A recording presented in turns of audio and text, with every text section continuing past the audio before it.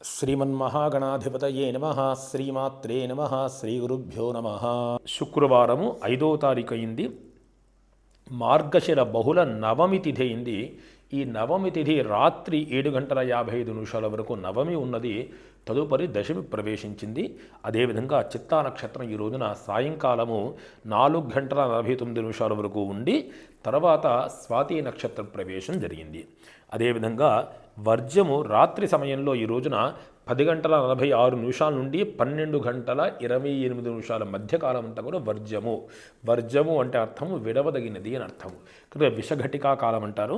ఆ కాలంలో ఏ పని ప్రారంభించకుండా ఉండటం చాలా ఉత్తమమైంది. మనం చేసుకునే నిర్ణయాలు కూడా మానసికంగా కూడా తీసుకుంటూ ఉంటాం. ఒక వ్యక్తితోనే కాకుండా మనం ఈ పని చేద్దాము, ఇలా ఉంటుంది మానసిక నిర్ణయాలు కూడా చేసేటప్పుడు 1-2 సార్లు ఆలోచన చేసి మరొక మారు ఆ సమయాన్ని వదిలిపెట్టి మరొక మారు మరలా ఆ విషయం మీద ఆలోచన చేయండి.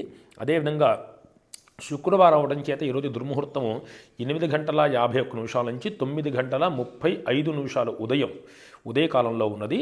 మరలా దుర్ముహూర్తం మధ్యాహ్నము 12:33 నుంచి కూడా 1:17 వరకు కూడా ఈ యొక్క దుర్ముహూర్తం ఉన్నది. ఈరోజు శుక్రవారం అవడం చేత 10:30 నుంచి 12 గంటల వరకు కూడా రాహుకాల స్పర్శ ఉంటుంది. ఆ రాహుకాల స్పర్శని మనం చేసే పనుల్లోకి ఆ స్పర్శ కలవకుండా చూసుకోవడం ఉత్తమమైంది.